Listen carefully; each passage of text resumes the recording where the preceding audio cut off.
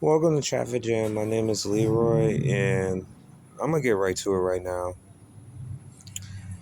Now, like I said, I like to stick to pro wrestling as well, but I need to expand my horizon on this issue.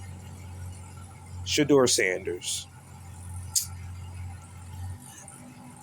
I don't understand why people are having a outcry with this man, and I'm talking about Shedeur Sanders as Sanders' son.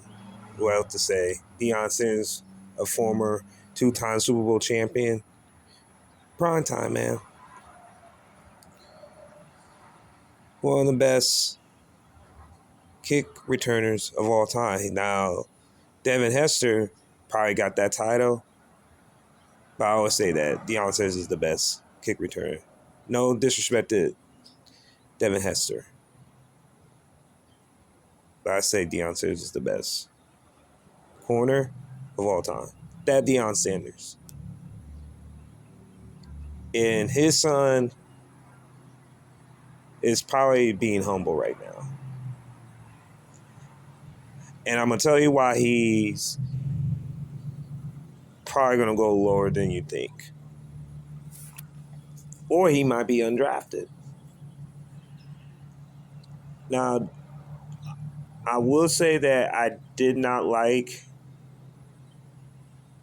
what he did at Colorado Buffaloes, the college football team. And they did improve the second year, so I will give him that. It's just that you're his you're the father of Deion Sanders, man. Like, come on, man. Like, him not getting picked at the first round probably like really humble him. And sometimes you're too smart for your own good, man. Now, I could go with the jewelry. I think he was doing too much of flashing. I could go on the guy with the jewelry, man. I could do that. I mean, that's way too easy to point that out. But it's not about that. It's just, I think you got to, like, understand, like, you got to go back. Like, when he was, like, and this is documented, man. At 15 years old, he got in trouble. And I think he fought one of the security guards that Deion was running. I think, yeah, Deion Sanders was running a school facility. And Shedeur Sanders knocked the man out, the security guard. And he was left paralyzed. And he was sued for a lot of money, man. And he said the person that was the security guard couldn't even, like, he's paralyzed for the rest of his life. That's Shedeur Sanders that did that in the past. Now, you can say, well, he was 15, but dude, when you're 15, man, you really don't think as much. You just, like, try to stay out of trouble. That's what my mom always say. Son, just stay out of trouble or you're going to see trouble. True story, man. And that's what he did at 15.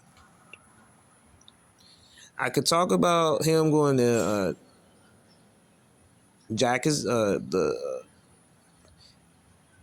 State and tearing that program around. Now look what it's doing right now compared to it. Just saying. And him going to the Colorado Buffaloes. And I will talk about Travis Hunter, man, but he's a rare talent, man. He's rare. And what position he'll play, but I see him more of as he's better as a corner than a receiver to me. Because I understand people, I think offensive, like, he probably want the wide receiver position, but there's so many holes that you can fill. But if he can play both positions, man, hey, he's a rare talent. He's gonna be a good good rookie this year. He's got to stay healthy. That's simple as that. That's his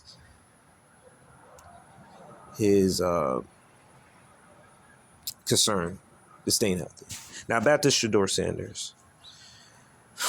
Man, I would say he probably the first time in history, probably in NFL draft history, that an All-American being undrafted. And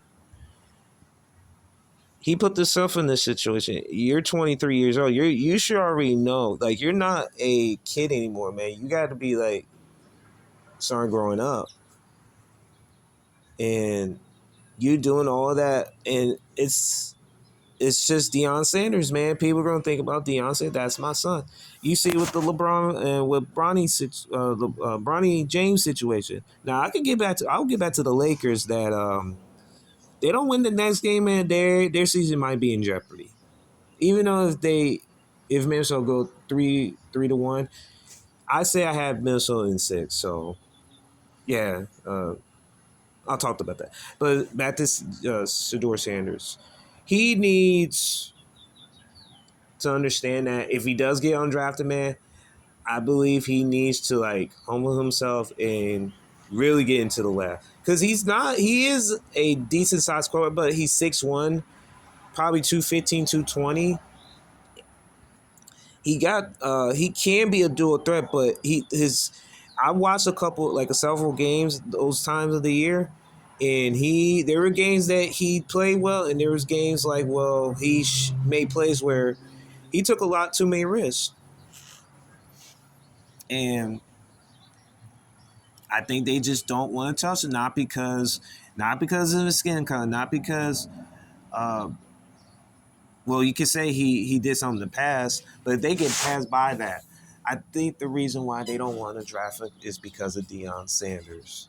Because they don't want the backlash. They don't want the Deion Sanders, I